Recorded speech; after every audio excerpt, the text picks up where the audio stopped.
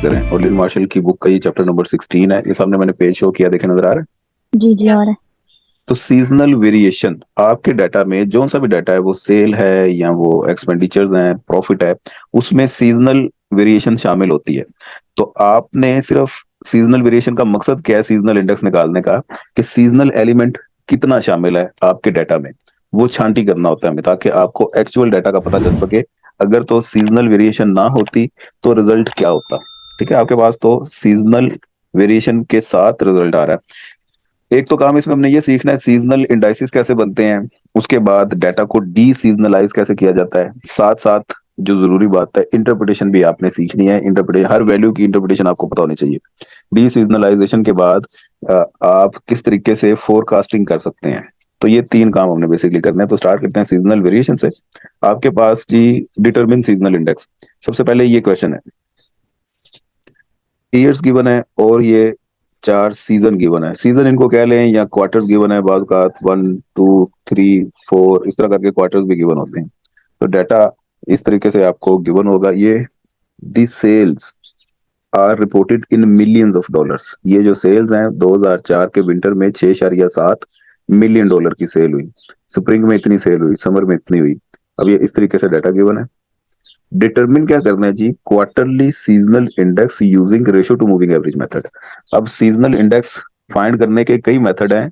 ये ratio to moving average method बाद का आपको स्पेसिफाई करेगा, ratio to moving average method करें, और बाद का आपको फ्री हैंड दे देगा, आपकी मर्जी जो सा मर्जी मेथड लगाएं, लेकिन यही वाला लगाएं।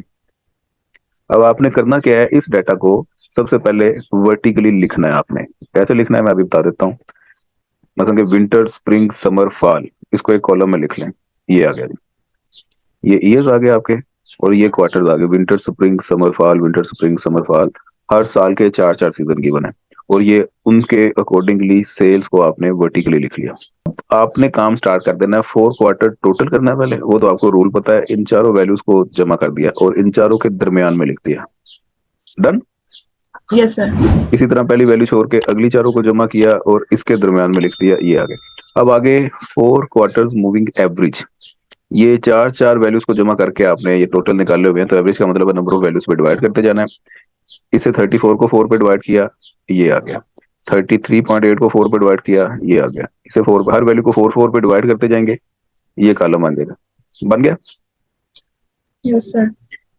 अब 4 क्वार्टर्स को आपको पता है कि सेंटर्ड करना पड़ता है, बताया था ना कल मैंने। हाँ जी, हाँ जी, हाँ जी। तो सेंटर्ड, ये जो आपकी वैल्यू आ रही है, सेंटर्ड क्यों करना पड़ता है, क्योंकि ये ना स्प्रिंग के सामने आ रही है ना समर के सामने आ रही है। हाँ हमें समझ। एग्जैक्ट किसी ना किसी क्वार्टर या सीजन के या ईयर के सामने लाने के लिए डाटा सेंट्रलाइज्ड करना पड़ता है। तो सेंट्रलाइज्ड करने का या सेंट्रलाइज करने का क्या इन दोनों तरीका को है, प्लस करेंगे 2 पे और टू डिवाइड पे किया, डिवाइड करेंगे। ये आ गया जी। इन दोनों के सेंटर में लिखेगा। अब ये जो पहली वैल्यू है, ये एग्जैक्ट समर के सामने आ गई। ठीक है। इसी तरह आपने पहली वैल्यू स्किप की, इन दोनों को जमा किया, इनके दरमियान में लिख दिया, फिर इन दोनों को जमा किया, इन पे अब ये आपका सेंटर्ड हो गया काम, सेंटर्ड मूविंग एवरेज, इसे CMA ये भी लिखा होता है। ओके जी, ठीक है। फातिमा ऐसा यस। यहाँ तक क्लियर है। Yes sir. हाँ, अब लास्ट कॉलम आपका, ये तो कल वाला काम, कोई नई चीज नहीं है इसमें। नया काम अब शुरू हुआ है, स्पेसिफिक सीजनल, उसका एक कॉलम ऐड होगा। स्पेसिफिक सीजनल क्या है, ये जो आपकी सेंटर्ड वैल्यू आई है, इसे इसकी सेल के साथ डिवाइड कर देना है। मसलन के 10 ऊपर रखें, डिवाइडेड बाय 8.475। ये करें जरा कैलकुलेटर पे, मुझे बताएं क्या आता है आंसर। 1.18 हो गया ना। जी। तो ये आपका स्पेसिफिक सीजनल आ गया। याद रखें, ऊपर वैल्यू ये रखनी है, नीचे ये रखना है, दोनों को डिवाइड। ऊपर ये रखनी है, नीचे ये वैल्यू रखनी है, दोनों को डिवाइड किया, ये वैल्यू आ जाएगी। इसी तरह ये आपका स्पेसिफिक सीजनल का कॉलम तैयार। यहां तक कोई इशू। नहीं। अभी ये सीजनल इंडेक्स नहीं बने, स्पेसिफिक सीजनल, और ये अगर आपको काम सारा ग्रिप में है, तो ये सारा काम करने में आपके 5 मिनट लगने चाहिए, इससे ज्यादा नहीं टाइम लगना चाहिए। आसान ही काम है ना। Yes sir. हाँ, अब इन वैल्यूज की इंटरप्रिटेशन भी आपको पता होनी चाहिए। अभी तक असल में हुआ क्या है, ये जो समर में 2004 के समर में 10 मिलियन की सेल हुई, इसमें सीजनल एलिमेंट 18% शामिल है, क्योंकि रूटीन से 18% सेल ऊपर है। ठीक है। जो फाल में सेल हुई है 12.7 मिलियन, इसमें 50% सीजनल एलिमेंट शामिल है। रूटीन से 100 को आप या 1 को समझे कि ये आपकी नॉर्मल सेल है। अगर 1 से वैल्यू ऊपर तो मतलब रूटीन से सेल ऊपर जा रही है, 1 से वैल्यू नीचे, तो मतलब रूटीन से सेल आपकी नीचे हुई। तो ये देखें, स्प्रिंग में सेल ठीक है, ये सॉरी समर की है, फॉल में सेल बहुत ज्यादा है, विंटर में सेल नीचे आ जाती है, स्प्रिंग में सेल बहुत नीचे आ जाती है। इन वैल्यूज को देख के आइडिया हो जाता है कि कौन सा सीजन पीक पे चलता है। ये जिसकी भी सेल है, ये फॉल में इसका बूम पीरियड होता है, और स्प्रिंग इसका डिप्रेशन का पीरियड है, जब मंदे मंदे के हालात चल रहे हैं। समझे बात? क्योंकि अब आप इसको रिपीट करेंगे तो हर साल में यही सूरत हाल होगी। फाल में देख लें कि सेल ज्यादा हुई होगी, ये देख लें 55% ज्यादा हो गई, और स्प्रिंग में सेल देखें 45% नीचे आ गई। सर ये अगर क्वेश्चन ईयर्स में आएगा तो हम 1 2 3 4 ऐसे करके मेंशन करेंगे ना? हाँ, फिर उस तरह उस हिसाब से मेंशन करेंगे, क्वार्टर 1 2 3 4। ये आपका स्पेसिफिक सीजनल का आ गया इंडेक्स। अब आगे क्या है जी, ये जो आपने लास्ट कॉलम बनाया ना, स्पेसिफिक सीजनल, किधर गया ये, इसे वापस आपने क्वेश्चन के फॉर्मेट में लिखना है। इस तरह क्वेश्चन गिवन था सीजनल इंडेक्स बनाने के लिए, वो कैसे लिखना है ये देखें जी। ये ईयर्स, सीजन आ गए, और स्पेसिफिक सीजनल, पहली दो वैल्यूज तो स्किप हो गई थी ना, लास्ट दो भी स्किप हो गई थी। समर का स्पेसिफिक सीजनल ये फॉल का ये है, विंटर 2005 उसका ये है। ये हर वैल्यूज को आपने इस फॉर्मेट में लिख लिया, और यहां से लेके यहां तक आ गए। Yes sir. उसके बाद आपने टोटल का एक कॉलम बनाना है, और साथ ही एवरेज का बनाना है। टोटल का कॉलम किस तरह से बनेगा, ये लेवल लाइन लगा देता हूँ। अब आपने एक कॉलम बनाया टोटल का। टोटल में आपको पता है कि ये तमाम वैल्यूज को आपने ऐड कर दिया, ये आ गया रिजल्ट। इन तमाम वैल्यूज को ऐड किया, ये आ गया रिजल्ट, इसका ये आ गया।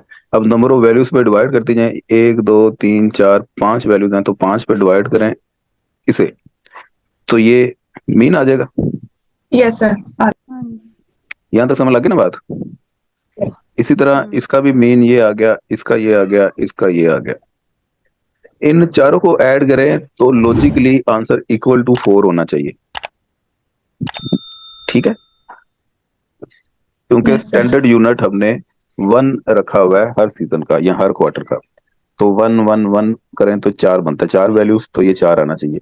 लेकिन आपको पता है कि कैलकुलेशन में बाज़ औक़ात हमने वैल्यूज को राउंड ऑफ किया होता है, और बाज़ औक़ात इसमें कैलकुलेशन एरर 19-20 का फर्क आ जाता है, एग्जैक्ट 4 नहीं बनता।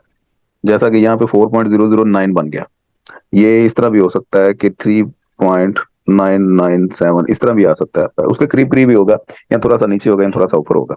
उसे फिर आपने एग्जैक्ट 4 बनाना है। वो किस तरह से, ये जो आपकी मीन की 4 वैल्यूज आई हैं, इन्हें एडजस्ट करने की जरूरत है। समझे बात? एडजस्ट करने के लिए बस हल्का 19-20 का फर्क आएगा, ज्यादा फर्क नहीं आएगा। आपने ये जो करेक्शन फैक्टर ऐड करना है बेसिकली, तो ये 4.009 और 4, इन दोनों को डिवाइड कर देना है, तो ये वैल्यूज आपकी एडजस्ट हो जाएंगी। ये आगे इसका एडजस्टमेंट का इन्होंने प्रोसेस भी लिखा हुआ है। 4 ऊपर रखें, और जो आपका टोटल आया होगा, जिस तरह आपका 4.009 आया था, इन दोनों को डिवाइड करें, तो आंसर आपका आ जाएगा 0.9977। इस वैल्यू को हर मीन के साथ मल्टीप्लाई करती जाए। 0.9977 को इससे मल्टीप्लाई किया, ये रिजल्ट आ गया, वैल्यू एडजस्ट हो गई। 0.9977 को इससे मल्टीप्लाई किया, ये रिजल्ट आ गया, एडजस्ट हो गई। इसी तरह इससे मल्टीप्लाई करेंगी, ये वैल्यू एडजस्ट हो जाएगी, ये भी वैल्यू एडजस्ट हो जाएगी। अब ये एडजस्टेड वैल्यूज को चारों को जमा कर लें, तो ये आपका बन जाएगा एग्जैक्ट 4। डन? Yes sir. और असल में यही आपका काम है, ये जो आपने एडजस्ट करके 4 वैल्यूज निकाली हैं, 4 सीजन मतलब 4 इंडेक्स ही निकलेंगे। ये आपके सीजनल इंडेक्स हैं। जो आपका क्वेश्चन था सीजनल इंडेक्स निकालें या सीजनल इंडेक्स निकालें, वो इन्हीं 4 वैल्यूज का पूछ रहा है आपसे। तो 0.765 का मतलब है इसका इंडेक्स 76, मल्टीप्लाई 100 करते जाएं तो ये आ जाएगा। तो ये ना भी करें तो खैर है, आपको यहां तक निकालना आना चाहिए काम। डन? सीजनल इंडेक्स की अगर वो बात करें तो यहां तक आंसर है। अब इसकी इंटरप्रिटेशन पता होनी चाहिए आपको। 0.765 यानी कि 76.5 ये सीजनल इंडेक्स है विंटर का। मीन टू से विंटर में रूटीन से 100 से माइनस कर देना, ये 100 माइनस 76.5, तो ये आ जाएगा 23.5। तो हर साल विंटर में 23.5% सेल नीचे आ जाती है। इसी तरह स्प्रिंग 57, 100 माइनस किया 57.5, तो ये आंसर बनता है 42.5। इसका मतलब है हर साल स्प्रिंग में 42.5% सेल नीचे आ जाती है। तो स्प्रिंग जोन सा है वो फुल मंदा है, समझे बात। ठीक हो गया। इसी तरह फाल की वैल्यू है 1.51 यानी कि 51.9, तो 150, ये 100 से ऊपर है, तो इसका मतलब हर साल फाल में 51.9% से इंक्रीज कर जाती है। अब अगर वो आपसे बोले सीजनल इंडेक्स, तो आपने निकाल लिया वैल्यूज को डी सीजनलाइज करें, एक कॉलम सिर्फ आपने ऐड करना है। सबसे पहले तो आपने सीजनल इंडेक्स हर सीजन के आगे ये वाली चार वैल्यूज लिख देनी है। 2004 के चार सीजन के आगे भी यही चार वैल्यूज आएंगी, 2005 के आगे भी यही चार वैल्यूज आएंगी, 6 के आगे भी यही आएगी। किस तरह, अभी बताता हूँ। ये आ गया जी सीजनल इंडेक्स। ये देखें, ये जो चार आपकी एडजस्टेड वैल्यूज थी, आपने हर क्वार्टर के सामने वो लिख दिया। अब सीजन के नाम लिख लें या क्वार्टर 1 2 3 बोल दें, एक ही बात है ना। जी।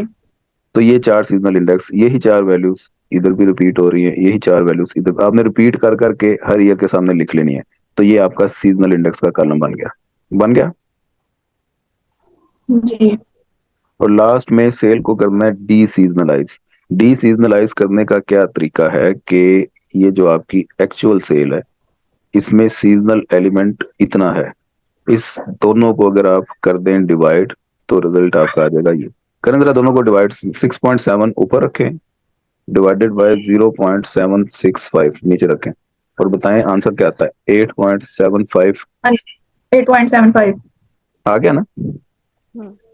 तो ये आपका डी सीजनल रिजल्ट है, डी सीजनलाइज्ड रिजल्ट। जो एक्चुअल सेल आपकी 2004 के सेकंड क्वार्टर में 4.6 मिलियन की हुई थी, इसको इसके सीजनल एलिमेंट से डिवाइड करें, तो रिजल्ट आपका बन जाएगा 8.004 मिलियन। तो ये जो 2004 के पहले क्वार्टर में 6.7 मिलियन की सेल हुई, अगर सीजनल वेरिएशन ना होती तो ये सेल 8.7 मिलियन की होनी थी। 2004 के चौथे क्वार्टर में ये जो सेल 12.7 की हुई है, हमें पता है कि ये फुल सीजन होता है, इस वजह से सेल बहुत ज्यादा हुई है। अगर तो सीजनल एलिमेंट शामिल ना होता तो ये रूटीन की सेल 8.36 मिलियन होनी थी। बात सब लग रही है। जी। तो ये जो रिजल्ट है, इसने वेरिएशंस को स्मूथ कर दिया है। अब आपको पता है कि आमतौर पे एक सीजनल वेरिएशन होती है, एक होती है साइक्लिकल, और एक होती है इरेगुलर। इन सेल में ये तीनों तरह की वेरिएशन शामिल है ना। जी। तो इन तीनों में से सीजनल वेरिएशन तो हमने एलिमिनेट कर दी। अब ये जो रिजल्ट है, अब इसमें सीजनल वेरिएशन नहीं है, साइक्लिकल हो सकती है, इरेगुलर हो सकती है। अब आगे अगर ग्राफिकली इसने बनाया हुआ है, वो आपको बनाने की जरूरत नहीं है, सिर्फ समझाने के लिए कि ये देखें जी, ये जो आपका एक्चुअल डाटा, इसमें फ्लक्चुएशन देखें कितनी ज्यादा है, उतार चढ़ाव कितना ज्यादा है। क्यों? क्योंकि ये सीजनल वेरिएशन है, और सीजन आपको पता है हर साल रिपीट होते हैं। तो ये जब सीजन आ गया तो सेल ऊपर चलेगी, सीजन चला गया मंदे सेल नीचे आ गई, फिर सीजन आ गया ऊपर चलेगी, फिर से उसके बाद सीजनल वेरिएशन जो आपने खत्म की, डी सीजनलाइज डाटा किया, तो वो देखें काफी हद तक स्मूथ नहीं हो गया। Yes. लेकिन ये बिल्कुल स्ट्रेट अभी भी नहीं है। क्यों भला? बाकी की वेरिएशन है इसमें। जी, अब ये वाला जो डाटा है, इसमें साइक्लिकल और इरेगुलर वेरिएशन है। लॉन्ग रन ट्रेंड देखें तो इसका भी कोई यूं करके फ्री हैंड कर बनाए तो ये अपवर्ड ट्रेंड ही बनता है। ये कहानी है जी डाटा डी सीजनलाइज करने की। Seasonal index, D seasonal index, clear होगी बात। Yes sir. और लास्ट में डी सीजनल इंडेक्स को यूज करते हुए डाटा फोरकास्ट करना, ये आपको आना चाहिए। फोरकास्ट, ये सीधा मैं आपको लेके चलता हूँ एक एग्जांपल के ऊपर। ये सेल्फ रिव्यू है, ध्यान से समझ ले, इंशाल्लाह ताला ये भी आपको समझ लग जाएगा, आसान ही काम है। अब ये उन्होंने एक लीनियर ट्रेंड इक्वेशन आपको बना के दे दी है। वो किसी भी कंपनी की या कोई भी डाटा हो सकता है, इलेक्ट्रिक कंपनी है ये। Seasonal factor for month January is 120 और फरवरी का 95 है। जनवरी का सीजनल फैक्टर 1.2 है और फरवरी का 0.95 हुआ ना भाई। 120 को 1.2 नहीं बोलते या 1.20? Yes sir. ये जनवरी का है और ये फरवरी का। अच्छा जी, अब उसने ये सीजनल इंडेक्स दे दिए इन दोनों महीनों के। अब वो कह रहा है डिटरमिन करें seasonally adjusted forecast for January and February of 6th year. आपको पता है कि कोड आपने पहले करने होते हैं, डाटा को, ईयर्स को कोड करना होता है ना। जी ये डाटा आपको मंथली गिवन है। जनवरी और फरवरी की अगर ये क्वार्टर दे रहा है तो डाटा मंथली गिवन है। मतलब कि पहले जनवरी होगा, फिर फरवरी होगा, फिर मार्च, फिर अप्रैल। उनको आपने कोड दिए होंगे और कोड 1 से स्टार्ट होते हैं। तो पहले साल के 12 महीने, पहले साल के आखिरी महीने का कोड 12 होगा। Yes sir. दूसरे साल का आखिरी महीने का कोड 24 होगा। यस। तीसरे साल, चौथे साल, पांचवें साल के आखिरी महीने का कोड 60 होगा। Yes sir. समझ लग रही है बात ये? जी। अब उसने हमें बोला है सीजनली एडजस्टेड फोरकास्ट जनवरी और फरवरी of 6th year. 6th year के जनवरी का कोड क्या होगा? 61। Very good. तो इस टी की जगह पे आपने रखना है 61। 4.4 प्लस 0.5 इंटू 61। इसे सोल्व करें जरा जल्दी से, बताओ क्या है आंसर। ये आ गया जी 34.9। हाँ जी। अब ये वाई कैप आपने एडजस्ट कर दिया, ये सॉरी एस्टिमेट किया है, अभी अभी सीजनली एडजस्टेड नहीं हुआ। ये हमने सिर्फ फोरकास्टिंग की है कि छठे साल के जनवरी की फोरकास्टिंग ये बन रही है सेल की। इसे सीजनली एडजस्टेड करने के लिए जनवरी का सीजनल फैक्टर क्या है? 1.2। जी। यस। तो मल्टीप्लाई कर देंगे 1.2 से, ये आ जाएगा फाइनल आंसर। अब बताएं इसका आंसर। 41.88। शाबाश। अब ये जो आपकी सेल निकली है ये सीजनली एडजस्टेड है। ओके। अब फरवरी की अगर वो बात पूछे, छठे साल का फरवरी, उसे एस्टिमेट करें तो ये 61 की जगह क्या पुट करेंगे? 62 आ जाएगा। 62। इसका आंसर बताएं जरा पहले, क्या आया? 35 35 पॉइंट समथिंग को किससे मल्टीप्लाई करेंगे जी? 0.95। 95। 0.95 से मल्टीप्लाई करें तो इसका आंसर भी आ जाएगा सीजनली एडजस्टेड 33.6। 33.6 समथिंग। ये आपका आंसर आ गया कंप्लीट। अगर तो ये आपकी चीजें ग्रिप में है तो ये क्वेश्चन आपको करने के लिए सिर्फ 2 से 3 मिनट चाहिए होंगे। समझे बात? यस।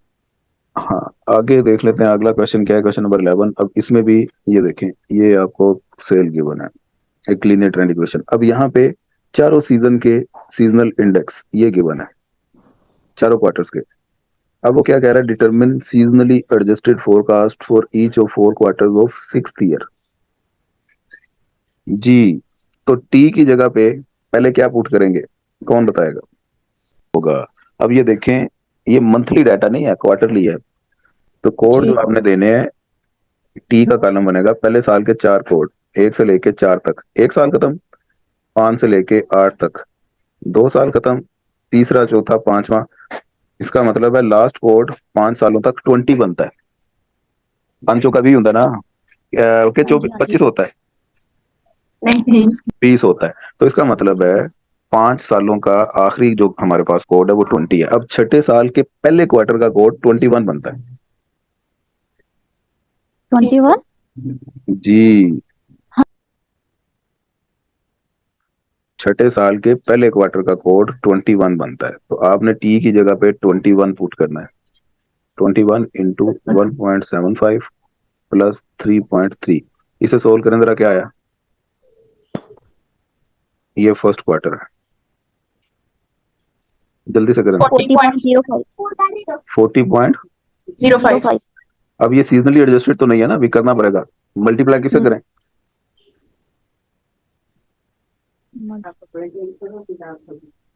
भाई 1.10, 110 वैल्यू गिवन है तो 1.10 से मल्टीप्लाई करेंगे। हाँ जी हाँ जी तो ठीक क्या है। आंसर आया? 44.05। 05। लो जी, ये पहला क्वार्टर आपने सीजनली एडजस्टेड फोरकास्ट निकाल लिया। अब दूसरे क्वार्टर के लिए क्या पुट करेंगे? 3.3 प्लस 1.75 इंटू 22। Yes sir. तो ये आपका आंसर निकलाएगा। जो भी आंसर निकलेगा उसे मल्टीप्लाई किससे करेंगे भला? 1.20 से। तो इसका आंसर आ जाएगा। इसी तरह तीसरे क्वार्टर को भी और चौथे को भी फोरकास्ट कर नहीं लेंगे। Yes sir. सर तीसरे वाले के अंदर एंड पे 0.8 से मल्टीप्लाई करेंगे ना? जी 0.8 से मल्टीप्लाई करना है तीसरे के लिए, 0.9 चौथे के लिए हो गया। 0.9 तक।